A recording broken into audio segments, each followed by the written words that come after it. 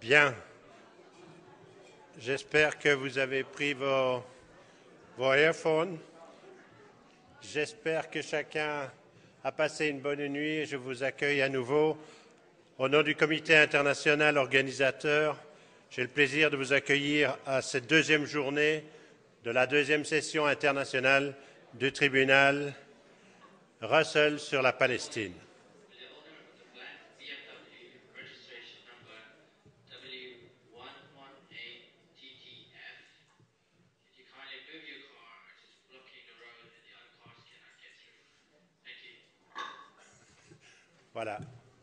Voilà, ça arrive. Je voudrais rapidement demander à chacun de prendre sa place. Est-ce que vous voulez bien faire silence et vous asseoir pour accueillir le jury? Et je vous prie de vous lever, s'il vous plaît. Merci.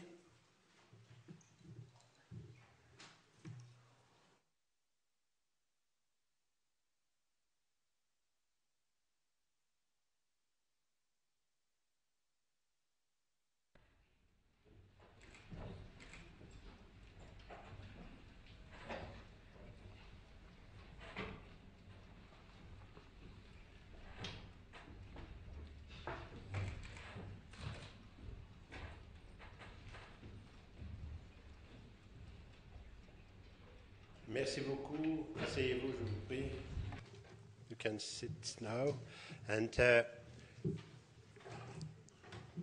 en commençant cette séance, je voudrais vous apporter d'abord un message de salutation et d'encouragement de la part de l'ambassadeur Madame Leila Shahid, qui est retenue à Bruxelles par la visite d'un membre du gouvernement et qui donc ne peut pas être parmi nous aujourd'hui, mais qui m'a demandé de saluer le jury et l'ensemble des participants à cette session du tribunal.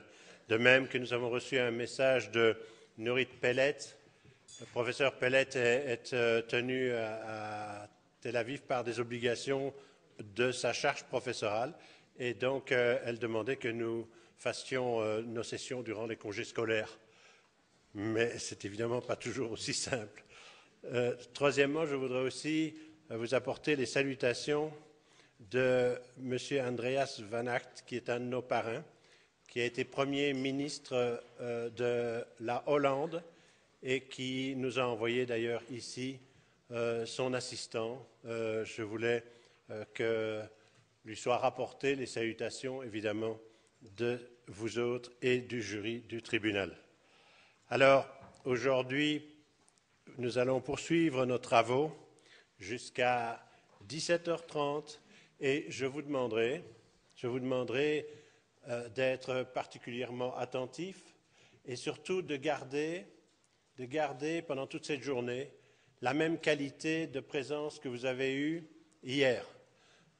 C'est une question de dignité et de prestige du tribunal aussi. Vous y participez et la manière dont vous vous comportez, la manière dont travaille le jury ont une importance pour conférer à ce tribunal toute la qualité qu'il mérite d'avoir. Nous allons travailler jusqu'à 17h30 et puis nous allons nous séparer. Le jury se réunira ce soir pour tirer les conclusions provisoires, en tout cas les conclusions de cette session, qui viendront compléter les conclusions du tribunal, première session qui s'est tenue à Barcelone. Et de même, le jury sera demain alors présenté à la presse et il présentera lui-même les conclusions demain matin, mais ce ne sera pas ici à la Law Society, ce sera à Amnesty International. Donc ça c'est pour la suite de nos travaux et tout à l'heure je vous donnerai encore quelques informations complémentaires. En attendant, notre première séance ce matin sera présidée par M. Michael Manfield, à qui je passe la parole. You have the floor, Michael.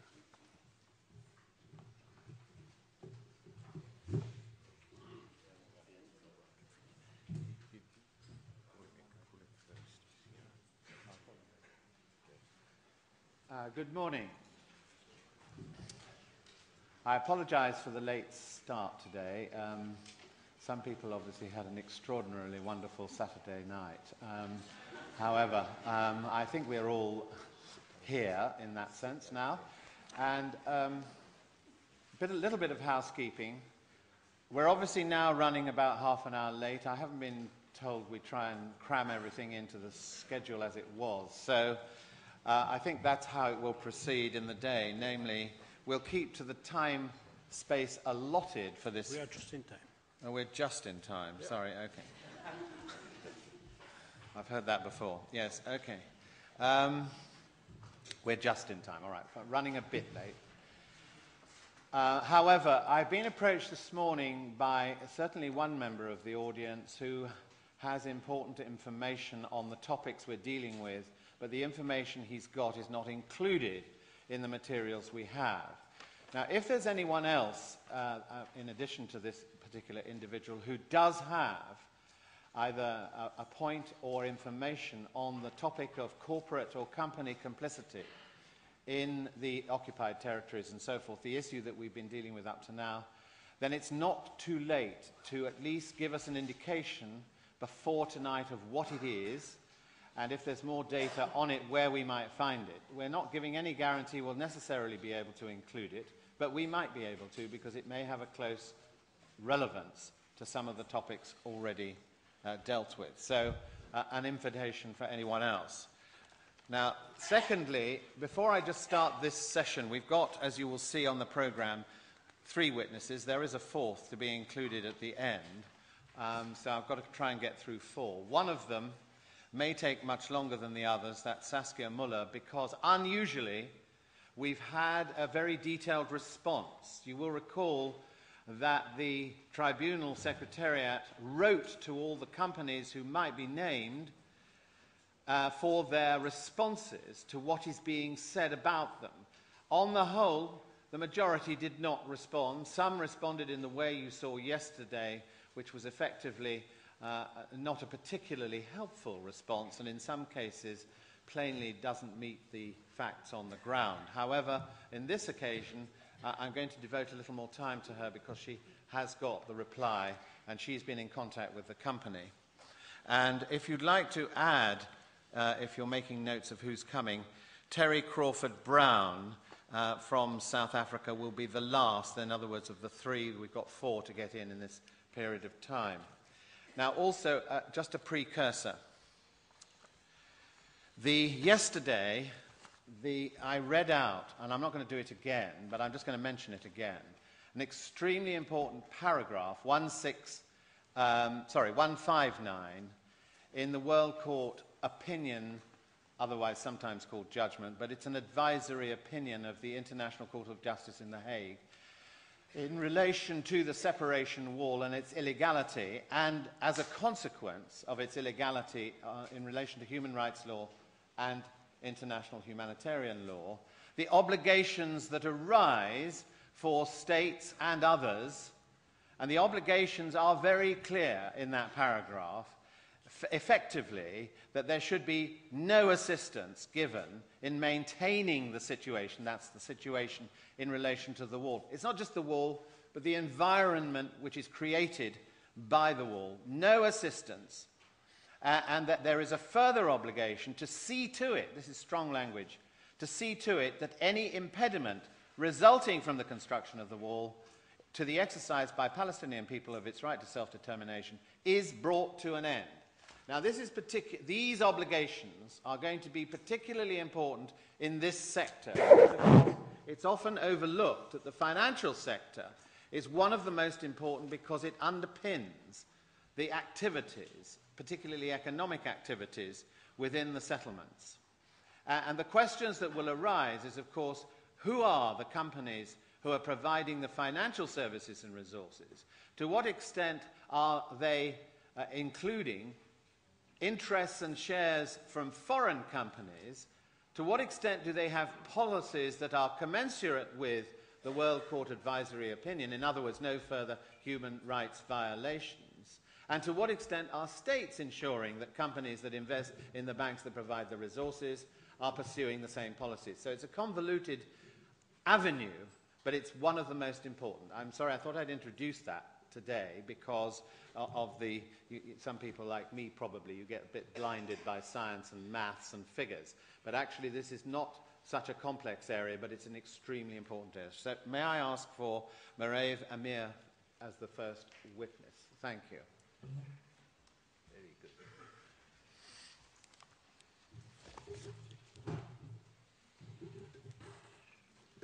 Thank you. Good morning. To state that all economic activity, like the ones that we're surveying here, is supported by financial institutions is almost stating the obvious. But this statement does not go into or is not sufficient to clarify the involvement of the financial system, particularly the Israeli financial system, in the economy of the occupation. What I hope to show here is the ways in which the financial system is intertwined into the economy of the occupation in ways that puts into question the separation that is often repeated between the economy of Israel and the economy of the occupation. The information that I hope to provide here is based on research conducted by our research project of the Coalition of Women for Peace, of Who Profits, and is backed by documents, some of which I will show you here, and present. So it's all backed information and documented information. We heard a lot about the settlements here, but it's important to remember that when we talk about settlements, it's not only the mere fact of their existence that is important, but their magnitude is also a significant factor. It's important to understand that there are more than 500,000 people living in those settlements, almost 600,000 settlers there are currently, which compose about 10% of the Jewish Israeli society. So this is not just an ideological endeavor, it's an enormous economic endeavor that is supported by the framework of the financial system. And the Israeli banks play a significant role in that system. In Israel, there are 5 major banking groups and two smaller banks. We're talking about Bank Leumi, Israel Discount Bank, Bank Hapoalim, Mizrahi Tfachot Bank, FIBI, which is the First International Bank of Israel. These are the 5 major groups, and the 2 smaller ones are Union Bank and Bank of Jerusalem, and there is another bank called Dexia Bank, and Mario is going to talk about this later, so I won't go into the activity of Dexia. These 5 big banking groups are all public companies. That means they are traded on the Israeli Stock Exchange. They all have extensive activities in Europe and internationally. They all have commercial activities here in the UK, and they're all backed by financial institutions worldwide. We have evidence showing that major banks, major European banks, and major European investment funds are all invested in these banks. When we talk about the economic, When we talk about the economic involvement of these banks in the economy of the occupation, we identified 6 types of activities, and 5 of which we can trace all of the major banking groups' activity in them. The first type of activity are branches. Can you turn on the? Thank you. All of the banks have, these are just examples of branches and settlements. All of them have, some of them have more than one branch in settlements. These branches do not only provide services to the settlers, they also means that the bank has property in the settlements and it pays taxes to the local municipalities, supporting the local economy in the settlements. So these are just two examples. This is Bank of Jerusalem, Mizrahi Tfachot Bank. The previous one was Discount Bank, and the Bank of Poalei Agudat Israel, which is a subsidiary of Phoebe. Okay, so these are. The second category of involvement has to do with mortgages to individuals, to home buyers, for buying and for constructing houses in settlements. This is part of, this is an example, this document that I'm showing now is an example of a mortgage, a record of a mortgage given to an individual for building a house in a settlement by a discount bank. These did not only enable the settlers to construct and to buy homes in the settlements, but you should also remember that the property itself, the house in the settlement, is used as collateral in these cases. So, if a buyer of a home cannot pay pay the mortgage, then the bank becomes the owner of a property in a settlement. The banks do not only provide these services; they also advertise. They also call for settlers to use their services to fund home building in settlements. This is a picture taken just last week in the settlement of Beitar Illit, and you can see it's on a construction site, and there's an advertisement of Mizrahi Tfachot in this construction site. Here's another picture from the same settlement of Bank Hapoalim. So they encourage settlers to get their services to fund home building in settlements. These are just other examples of advertisements of banks calling on settlers to get mortgages and preferential conditions in settlements.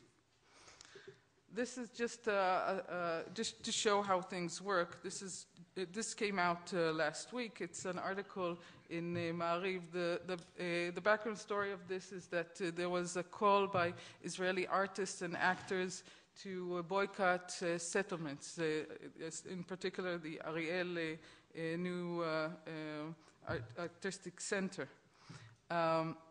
One of these actors who joined this initiative of boycott is Dvir Bendan, who also, in addition to being an actor, also advertises Bank Mizrahi Tfachot. You can see it in the picture there. The right-wing activists, when they saw that he joined this initiative, called upon the bank to dismiss and to stop using the services of this actor because of his because he joined the boycott initiative. And the response of the bank was very immediate. They came out with a declaration stating that they are very supportive of the settlement economy. The headline states, in Bank Mizrahi Tfachot, they're afraid of the boycott and take a right turn. And then there's the quote saying, Bank Mizrahi Tfachot it participates in the funding of housing beyond the green line. That's a statement by the bank. And in the article, they state the extent in which they support settlers. So that goes to show that the Israeli banks are more afraid of an internal boycott than they are afraid of international pressure on their activity. The third category, the third field of activity, has to do with accompaniment agreements. It's the way that banks fund major construction projects and settlements. It's a bit, the whole arrangement is a bit too complicated to go into it right now, but what it means in the bottom line is that the banks are partners in construction projects that need funding from banks, which is most of the construction project. They exercise meticulous supervision of the activity of the construction, and they are if for some reason the construction company cannot complete the project, the bank becomes the owner of the project and is reliable for its completion for home buyers. So this is again concerning construction. The fourth category has to do with supporting local municipalities, and we have documents showing that the banks provide loans to local municipalities, provide banking services, transfer of funds, and so on. This is a document from a protocol from November 2009 of the Council of Ma'ale Adumim, where they approve opening a bank account to receive funds from the government.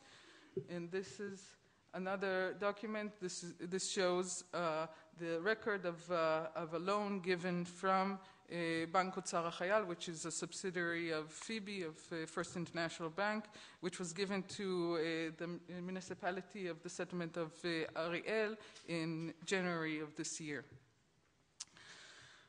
The fifth category has to do with loans to businesses. It's obvious that all businesses, including those that build the wall, including Ackerstein, Elbit, and Magal, got funding from, or got loans from banks and got services from banks. Otherwise, they obviously couldn't do their business. But in order to show the particular complicity of the banks, we focused on companies whose entire activity has to do with the occupation. This, for instance, is a record of a loan given by Bank Leumi to CityPass Consortium, the company that builds the light rail project. So it's obvious that when they give these loans to companies that's their entire business, the banks know where the money is going. They know what they're funding. It's the same with companies that have factories in settlements, or only have factories in settlements, and also there the property of the company in the settlement is used as collateral many times to back the loan. The sixth category has to do with the way that the Palestinian financial system is captured by the Israeli financial system. And again, it's a broad subject. I'll just give it in very brief detail. There are two banks, Bank Hapoalim and Bank Discount, that are involved in this activity. According to the agreements between Israel and the PA, there isn't a Palestinian.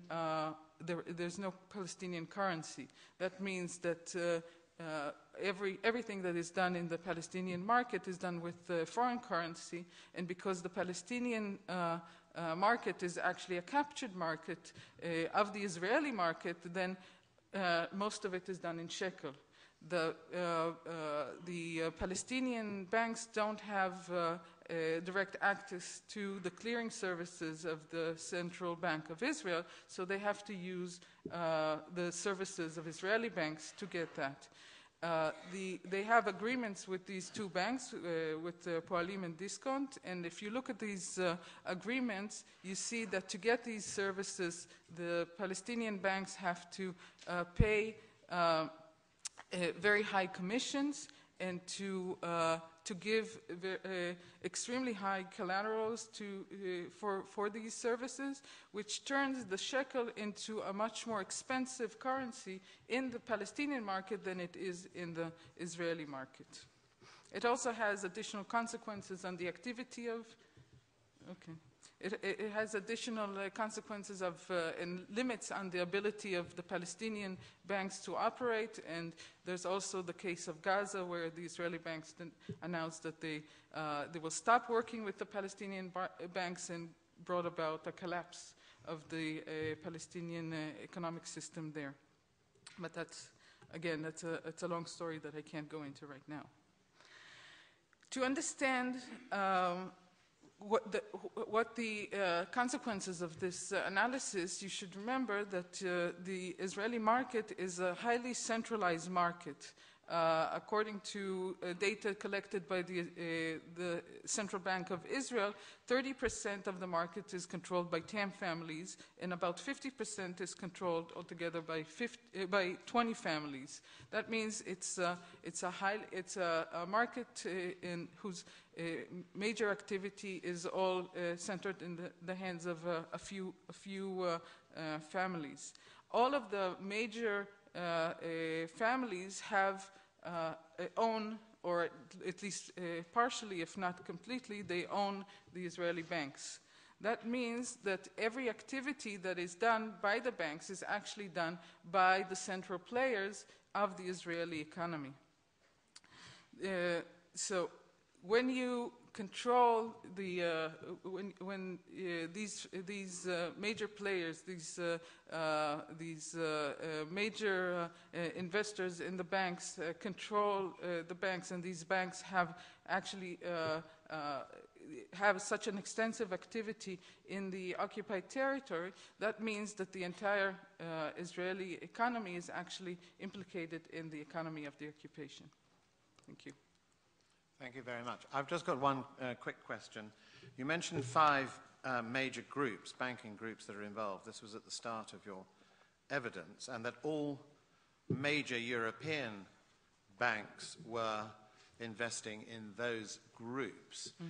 I ask this question because of what's happened in the United Kingdom and the recent bailout and the ownership of banks basically by the public here and by the government. So are the 5 major banks in the United Kingdom all involved in the 5 major banking groups in Israel? I can't say that because we didn't research the British banking system, so I don't know what their portfolio of investments are. But from looking at other major financial institutions, all of them that are invested in the Israeli companies. Some are not invested in Israel at all, but any that are invested in the Israeli economy usually are invested in these 5 banks, 5 banking groups. All right. Yes, thank you. Has anyone else got any questions for this? No. It's very kind of you. Thank you very much. What we're pursuing is, obviously, we're running to a timetable. If there are any burning questions, then we will ask witnesses either to return later today or at some other stage they can be asked. Could I ask the next witness to step forward? Mario Franzen, please.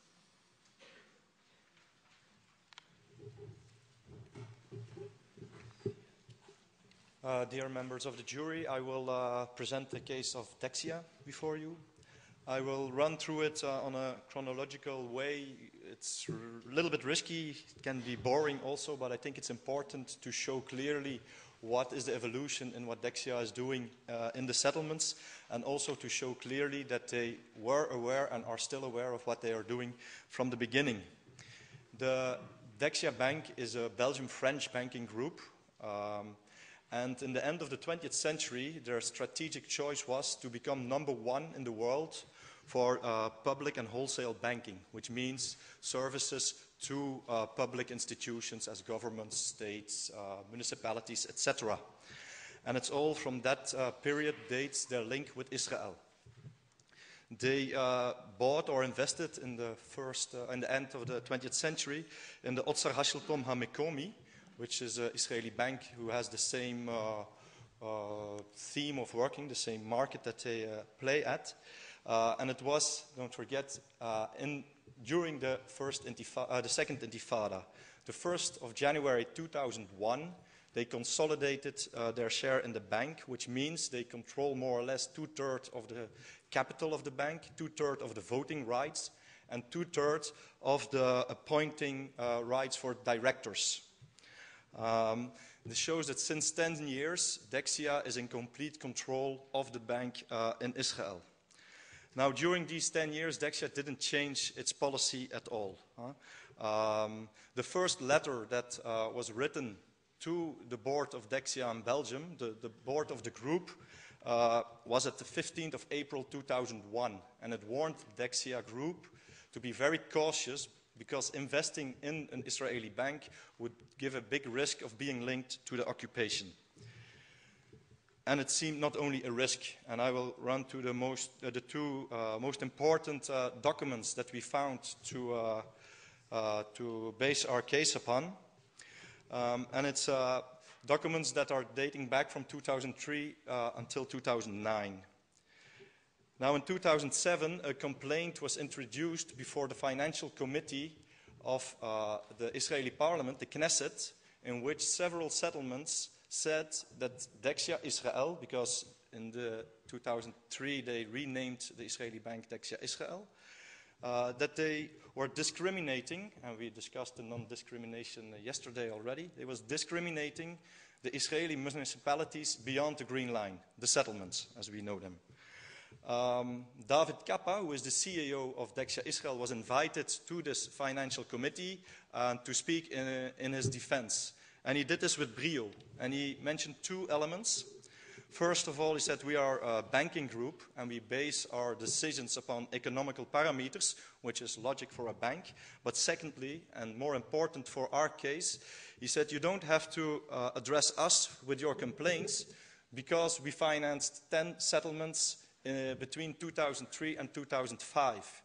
Now, this report and the minutes of this meeting are published on the Knesset website. The document is still there, and you can find it there. And this shows that Dexia Israel is funding the settlements, and the numbers we found, it goes up to 5.5 million euro. Second proof that we found was mentioned in the half-year report of Dexia Crédit Local, the French daughter of the Dexia Group, in which they state in June 2008 they financed and give a loan of 8 million euro to Jerusalem. We all know that East Jerusalem for Israel is included in what they call Jerusalem, and we consider this also a problematic financing. When we went through the General Assembly of Dexia, we confronted the president of Dexia Group with this, which is the former Belgian Prime Minister Jean-Luc Dehaene, and who is currently a member of the European Parliament. The answer he could figure out to give was, apparently East Jerusalem doesn't exist.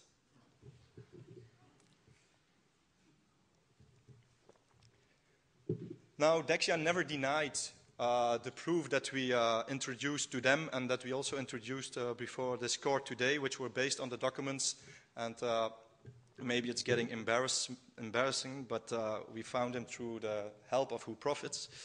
And they never stopped or changed their policy of doing this. Probably, Dexia won't be here in the last session to take their defense, so I will give, not that I want to defend Dexia, but I will give some arguments that they introduced to us, and also give the counter-arguments that we developed to that.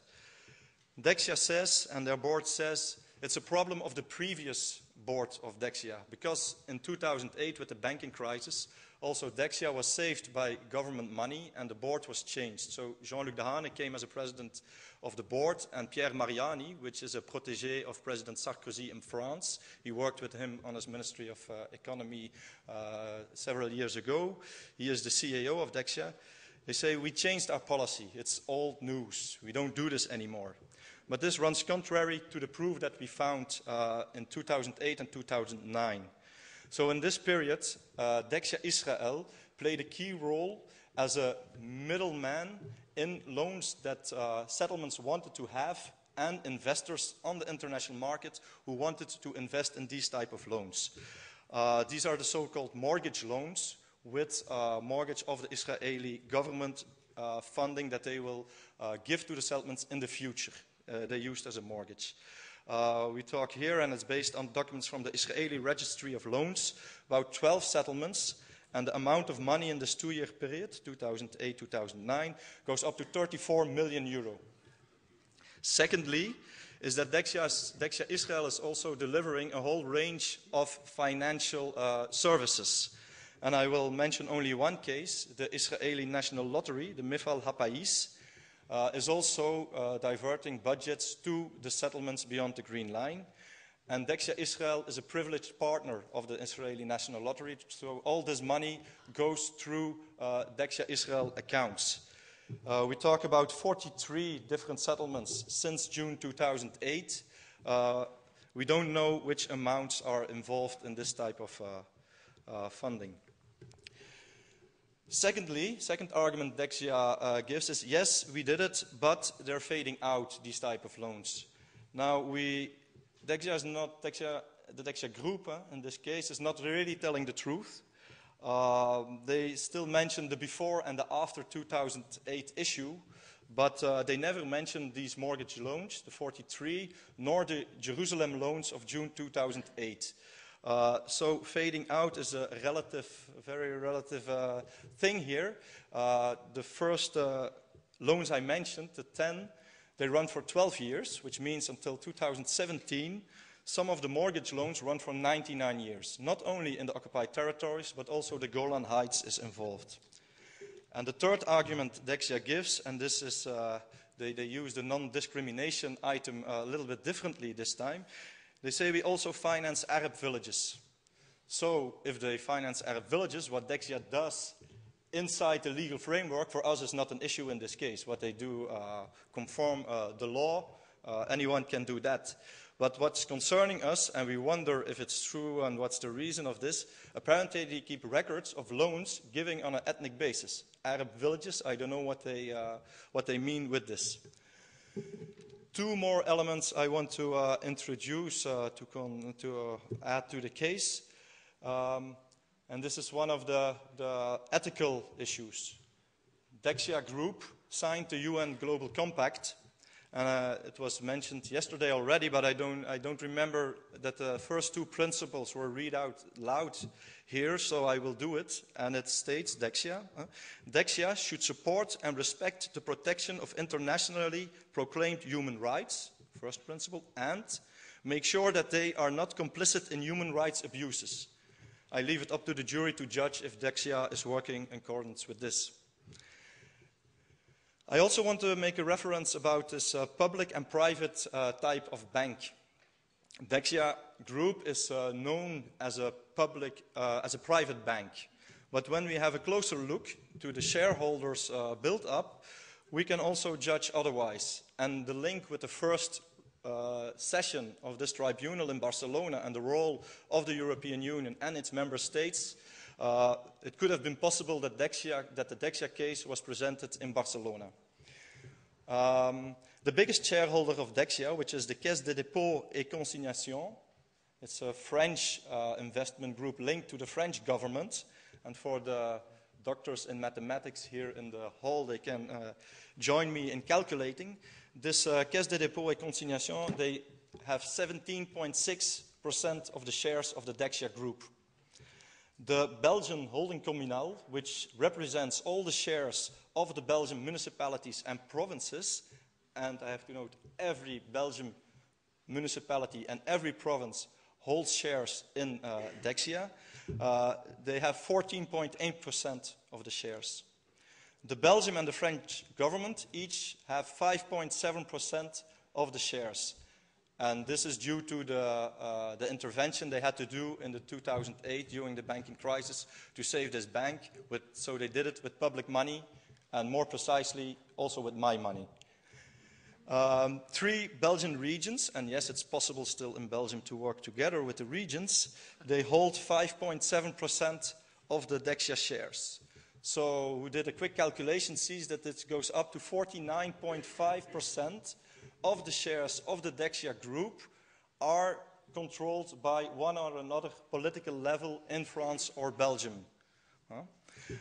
This is important, and the link with the Barcelona session becomes pretty clear when we see this.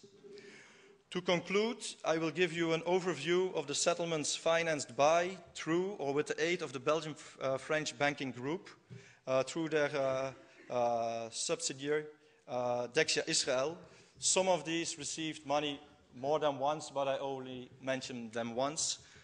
And for the translators, it's not necessary to translate because the names will be known in both languages.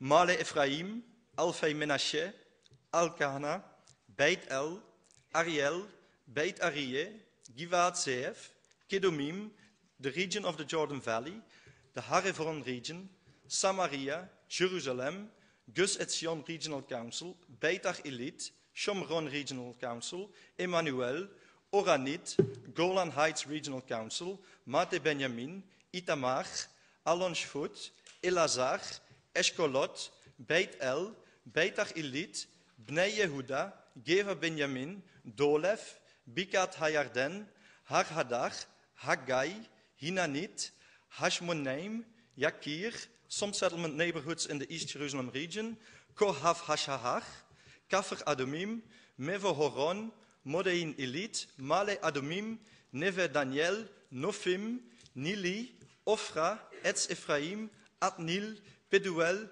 Kalia, Katzrin, Kiryat Arba, Karnei, Shomron, and Kilo. Thank you. Well, I could have asked the other question, which is who isn't included, really. But anyway, may I just say, I'm sorry about pressure of time, unless anybody's got a question, but I don't have myself. But I just wanted to say, on behalf of all of us, that was a brilliant, revealing expose, and we are very grateful for your precision and your humor. Thank you. Thank you. Now, may I ask Saskia Muller, please? Now, this is the case where we do have a response in detail from the principal fund that you're going to talk about, and some copies have only just been made available.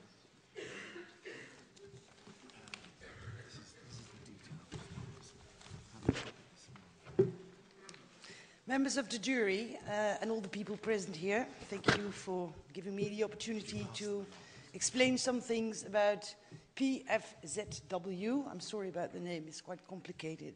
PFZW is the second largest pension fund in the Netherlands. The biggest one is called ABP.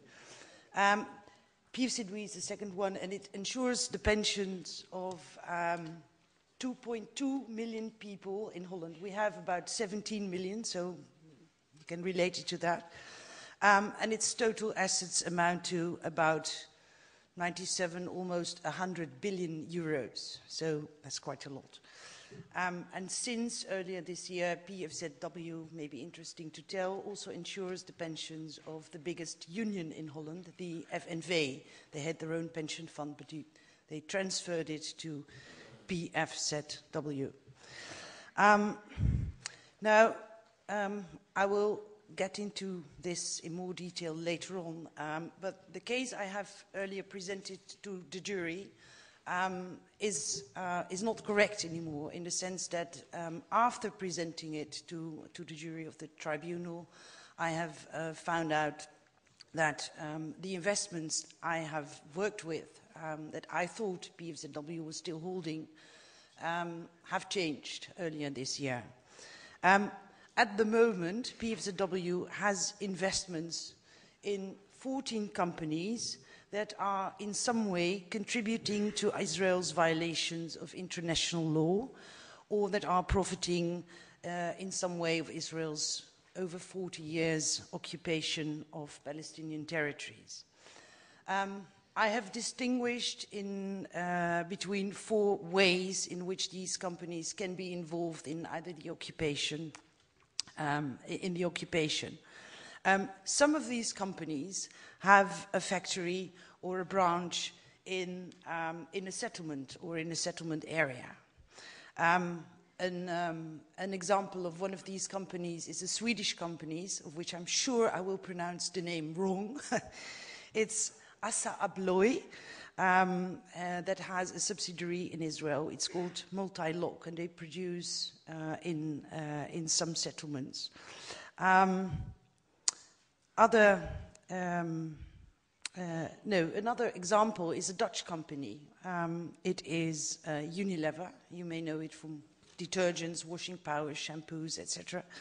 On the West Bank, they have a factory called Beigel & Beigel. They used to have a majority share. Nowadays, they fully own it, and it is based in a settlement. Unilever has said already 2 years ago, and they have said so till recently, that they want to sell this company, that they want to get rid of this subsidiary. Up till now, they haven't succeeded in doing it, and the latest news is that they are now planning to transfer this Beigel & Beigel factory from the West Bank to an area in Israel itself. Okay, so there are companies that have factories or branches in settlement areas. There are also companies who supply the settlements or who supply their inhabitants. In a way, the company that Mario Franzo was talking about, Dexia, is an example of this, because they supply money to the settlers that they need in order to survive in the area where they live. But Supersol, in my opinion, is also an example of it. Supersol is a supermarket chain that PFZW invests in, and they have shops in the settlements, and through these shops they supply the settlers with food, etc. A third category are the companies that supply Israel with services or materials in support of the occupation. You may also think of the term associated regime that was used by the International Court of Justice in its advisory opinion that has been cited before on the tribunal in 2004. Examples of companies who do this are Caterpillar, for instance, or another company that hasn't been mentioned very much here, as far as I know, is Hewlett-Packard. They supply security systems, for instance. And they have developed and sold a biometric access control system that is used in checkpoints, where the Palestinians, as you may know, have to go through all the time and get checked. Now, the fourth category are the companies that use non-renewable Palestinian resources or land. And if I may give you another example, Heidelberg Cement, it's a German company, has a subsidiary in Israel, Hanson. There was some talk of selling it, but they haven't. The transaction hasn't gone through, so it's still Heidelberg's.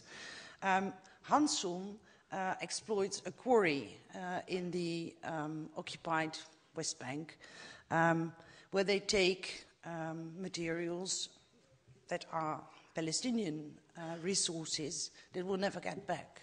So whatever happens to the West Bank, and whenever it happens, that will be gone. That is something that's absolutely in breach of international law. After these examples, I will tell you some more about what I think is the legal basis for holding PFZW accountable for being complicit in the occupation. Because I think there's a strong legal basis to hold them responsible for their material support to both violations of international law through their investments in the companies mentioned above. I've already talked about the advisory opinion of the International Court of Justice. They have stated that Israel's occupation, including the construction of the wall, the construction of the settlements, and the associated regime, there it is, that support are illegal. Michael Mansfield has talked about this earlier. the Barcelona session of this tribunal has acknowledged this. As an occupying power, Israel's legal obligation that it breaches in many different ways.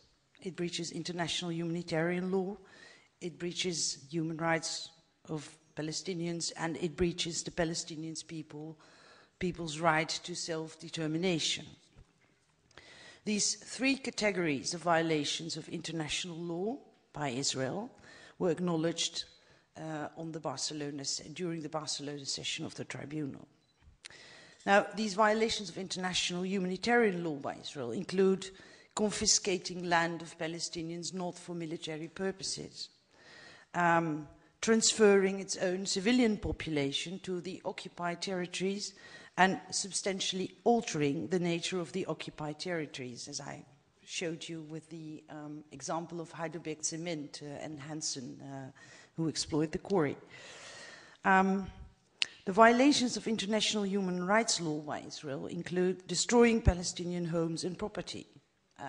That's something that Caterpillar is working on, but somebody will talk about Caterpillar later this day, so I won't. Severe movement restrictions to Palestinians, like another company that I think Dalit Baum and Miraf Amir will talk about later, G4 Securico is also assisting in. And we have arbitrary arrests, detentions without trial, and torture of people who non-violently resist the Israeli forces. And again, G4 Securico is a company that is aiding Israel in doing this.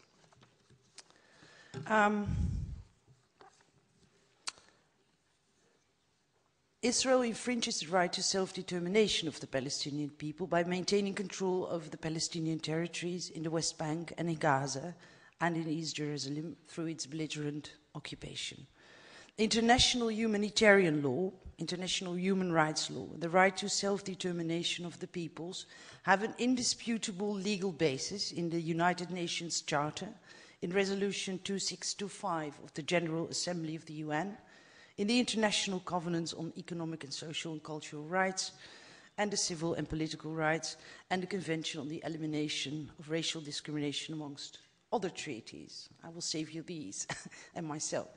I'm very glad that Michael Mansfield this morning already mentioned a few phrases from this advisory opinion in 2004 of the ICG.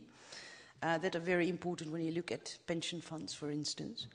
All states are under an obligation not to recognize the illegal situation in Palestine, and they are not to render aid or assistance in maintaining the situation. And all states should see to it that any impediment to the exercise of Palestinian self-determination, for example by the wall, is put to an end. This is quite something. And it also says, which is interesting for the Dutch parties, that states party to the Fourth Geneva Convention, and Holland, the Netherlands are, relative to the protection of civilian persons in time of war, must ensure compliance by Israel with international humanitarian law as embodied in the Convention. Based on the Dutch, I will give you the Dutch name first, Wet Internationale Misdrijven. If I translate that, it's the law on international crimes. Dutch companies are also subject to various sources of international criminal law, including international humanitarian law. And on this basis, the Dutch public prosecutor is now investigating in Holland the business activities of Rival. That's a Dutch company with an Israeli subsidiary that is suspected of rendering services and goods, cranes used for building the wall, for example, supporting the occupation, and particularly the construction of the wall, which is the first step in a possible prosecution of the company. We haven't seen the outcome yet, but we are really anxiously waiting for it. In addition to binding obligations in international law, international organizations and initiatives underpin the obligations of private companies in international law. And I mention a few. The OECD with its guidelines for multinational enterprises, Israel became a member of the OECD earlier this year, the United Nations Global Compact, and the principles for responsible investments that Mario Franze had mentioned before. But also the International Commission of Jurists and John Ruggie, the special UN reporter on human rights and businesses. Yes. Enough of the legal part. I will go back to PFZW. As Michael Mansfield already said, they are the only party that has seriously reacted to the case that was presented to the tribunal. I'm very glad they did. I have talked with them earlier this week about the letter. I am glad because it shows they're not a rogue company, and it's very well possible to have a reasonable talk with them about things like that. PFZW were investing in far more Israeli companies than they are now. They were investing in 14 Israeli companies of which we knew, among others, with the help of Who Profits, that they were profiting from the occupation. And they have sold their share earlier this year in these companies. This sounds as a big triumph for the people who put pressure on them, whereas PFZW, the fund itself, says it doesn't have anything to do with this. They say it has to do with the fact that Israel is no longer an emerging market, and this has to do with them becoming a member of the OECD. They are now a developed market, and in developed markets they only want shares in big companies and not in the smaller ones they invested in before. What I know now is that they still invest in some Israeli companies. One of them I've mentioned, Supersol, the supermarket chain that is based in settlements, is a company of which I would say it's not okay to invest in that because it helps Israel in the occupation. Apart from that, I mentioned a lot more companies, and there are 14 altogether, not Israeli companies, but companies like Hewlett-Packard, Motorola, Unilever, etc., of which we know that in some way they are connected to Israel occupying the Palestinian territories. PFZW has explicitly expressed its concern in the ongoing conflict in the Middle East, and they have said that they prefer to influence the companies they invest in, of which they think they play a role in this conflict, to talk with them and get involved with them in engagement procedures and try to influence them. Well, that's their answer. I think that it's a very good idea to put more pressure on the companies who work in Israel and who profit, to make them withdraw from these activities, withdraw from the occupied territories, etc. But I am, as said, I'm very glad with a, well, let's say, polite and a polite answer and taking time to look at the case from PFZW. I'm very curious what their withdrawing from Israeli companies earlier this year will cause in the Dutch market, because as I said, they are the second largest pension fund. There is another one that's even bigger. And apart from that, there are almost 600 other pension funds in Holland. So there's still a lot to be done. Thank you very much. Thank you. I think it's a very interesting example. We've got just a few minutes. I think in deference to this company, because it has taken the trouble when others have not, to provide us with a policy statement. They sent a letter earlier this month on the 12th indicating real concern. I'm only going to read the paragraph that I suspect that they would most want read out. The board of the company is deeply concerned about the ongoing conflict between Israel and Palestine and the consequential long-term occupation of Palestinian territories by Israel. It's further concerned about ongoing violations of international law in this context and about possible complicity in such violations by companies that are active in Israel and the occupied territories. So that's point number one. They recognize the issue. They then provide a 6-page statement, which is obviously available to anybody who would like to see it.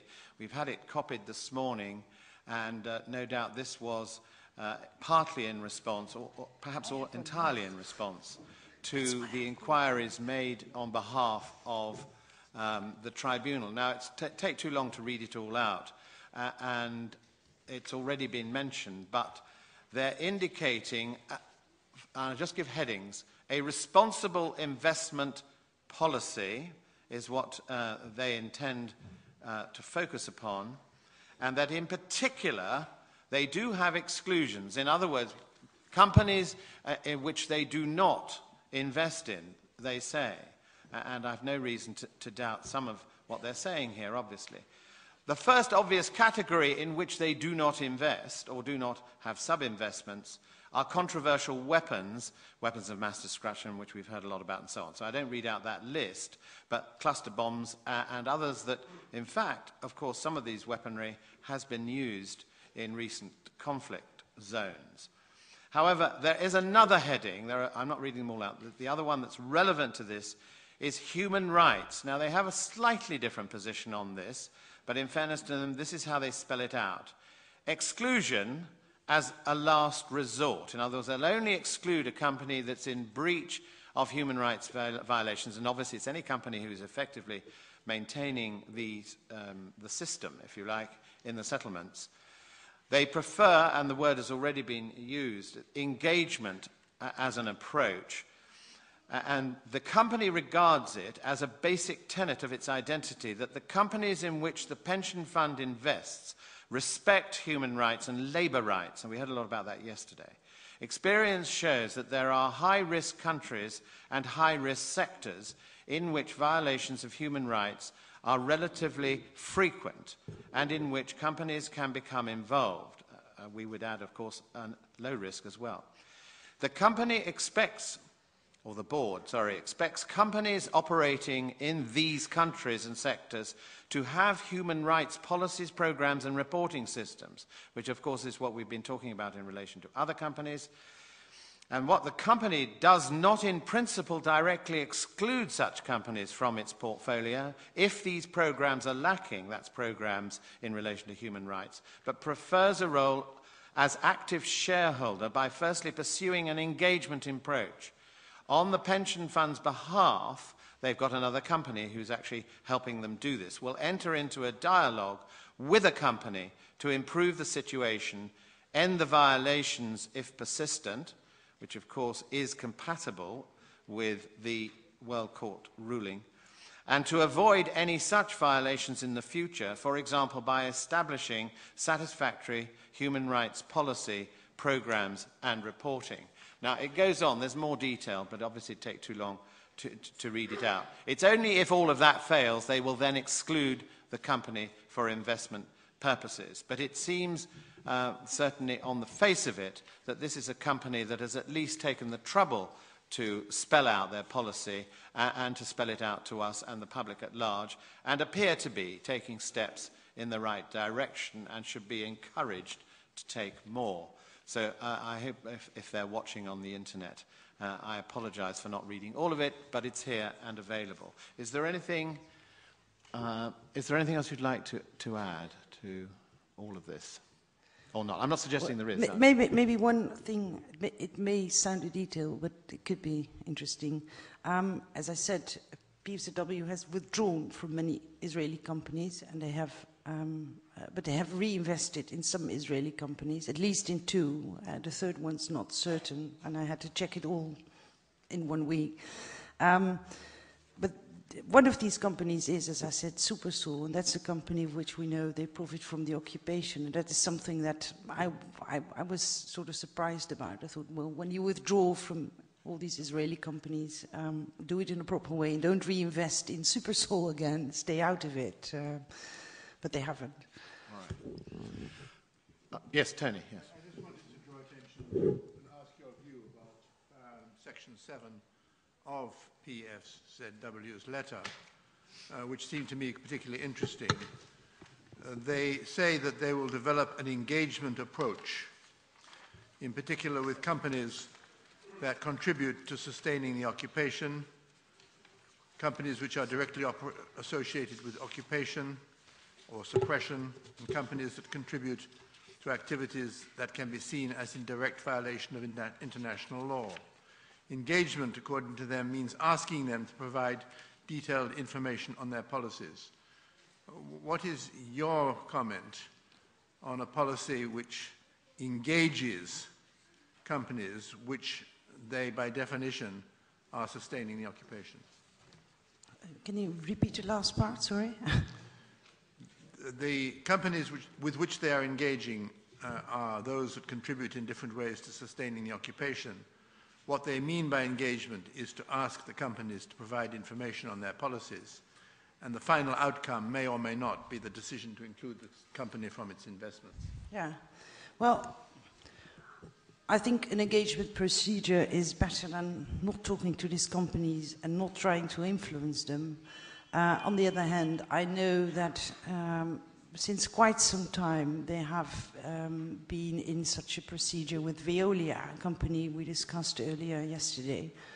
To my opinion, that's quite long. I mean, we know quite a lot of things about Veolia that are not right. And when you are of the view, and I am, that that companies investing in companies that profit from the occupation are in fact breaching international law, I think you shouldn't.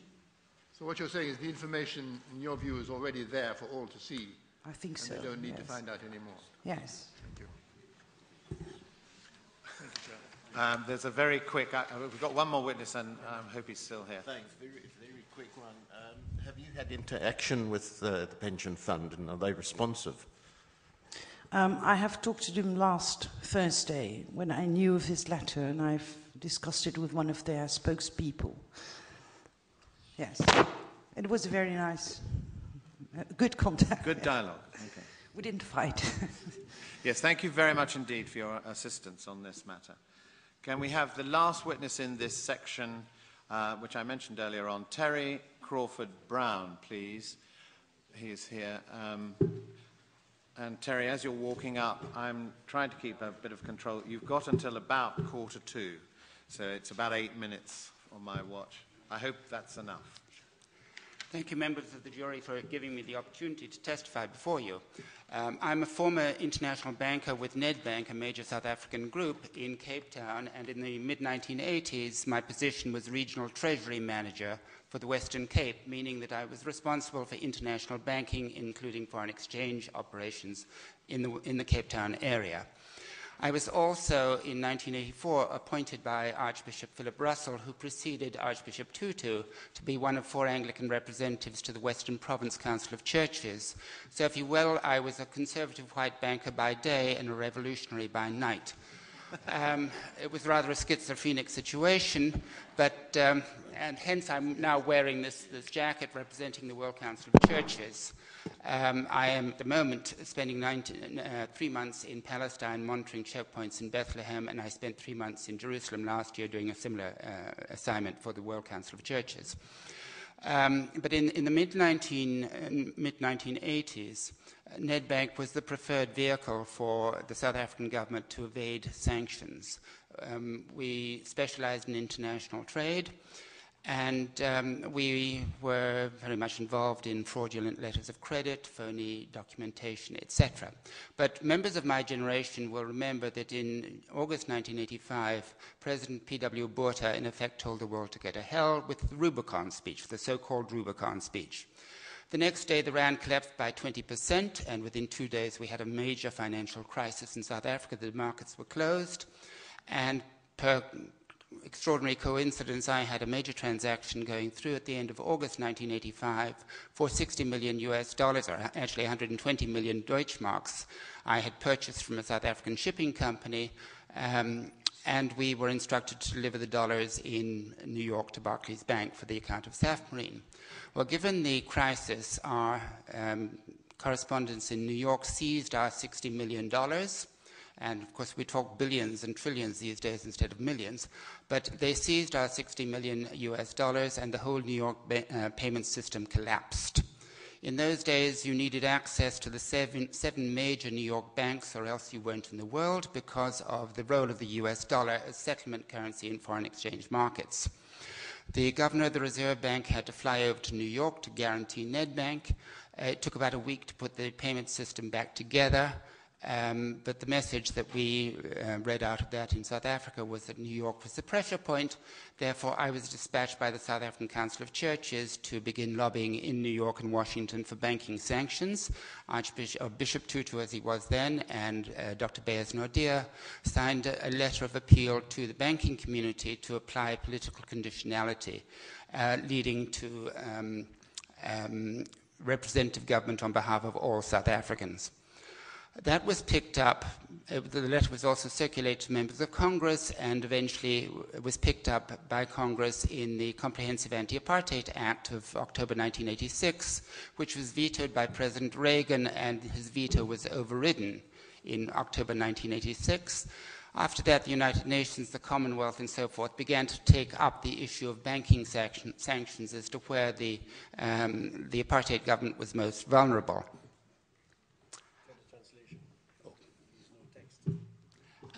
So in 1989, fortuitously, the Soviet Union was on the point of collapse, and therefore the bogey of communism could no longer be waived. But the United Nations and the Commonwealth and others had come to the conclusion that June 1990 should be the deadline for the end of the apartheid situation, so more and more pressure was being brought to bear, and surprisingly, President Bush Sr., in 1989 actually gave his support to the financial sanctions campaign. In September 1989, we had the March for Peace in Cape Town, when 35,000 people marched for peace. And as Archbishop Tutu has subsequently said, we marched in Cape Town and the Berlin Wall fell 2 months later. But the upshot of that was that the Bush administration issued an ultimatum requiring compliance with our 5 conditions of the release of political prisoners, unbanning political organizations, repeal of apartheid legislation, and constitutional negotiations for a non-racial democratic South Africa. That led to the release of Nelson Mandela in February 1990. We then had to hold the sanctions campaign, and through the churches in New York, each church had an Adopt a Bank program. The Episcopal Church adopted Morgan Guarantee and the Bank of New York. The Presbyterians adopted Chemical Bank. The Catholics adopted Manufacturers Hanover. And each bank said, you can have the pension fund business of our church or the business of apartheid South Africa. You cannot have both. You better make a choice. And likewise, the mayor of New York, he became mayor of New York, David Dinkins, gave an ultimatum to the banks that they could make a choice between the payroll account of the city of New York or apartheid South Africa. They could not have both. So that's where the pressure point was. And I think it is generally accepted in South Africa now that the banking sanctions campaign was the major instrument towards our relatively peaceful transformation to democracy. 20 years later, the pressure point is no longer New York. In those days, you had to have access to New York because of the payment system. 20 years later, the pressure point is SWIFT in Belgium, which is an association of 8,700 banks internationally. SWIFT is domiciled in Belgium, but it is owned by its members, 8,700 banks. And if you're not in SWIFT, essentially you're not in the world, as far as the banking community is concerned. Each bank has a SWIFT code, the 5th and 6th letters of which identify the country of domicile. IL identifies Israel as the country of domicile of Israeli banks in the 5th and 6th letters.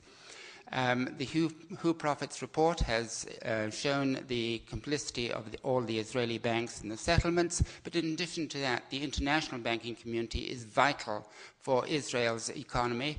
Israel's economy is highly dependent on its international trade.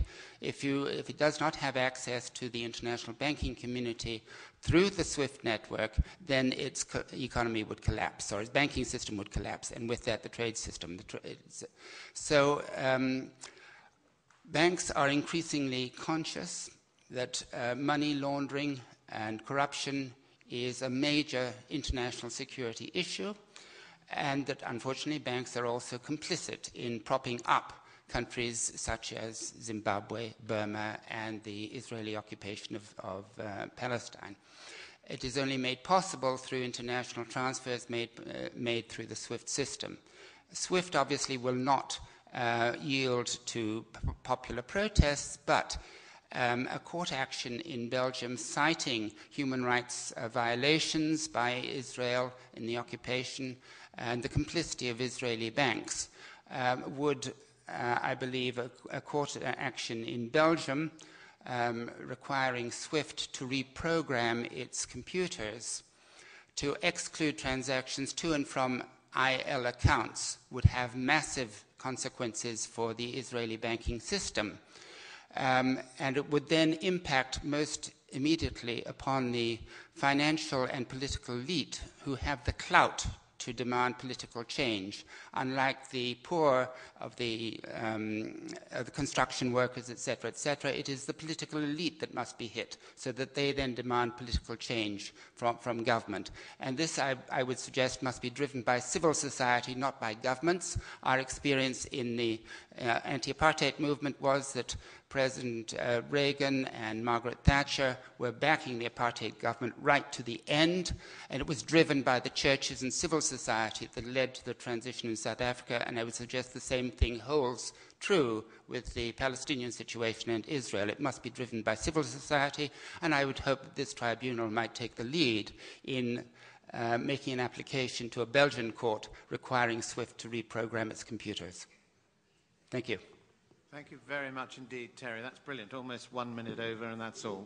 Thank you very much. I'm sorry to sort of make it rush, but the point is clear and clearly taken. Thank you. Right, we have a break. Until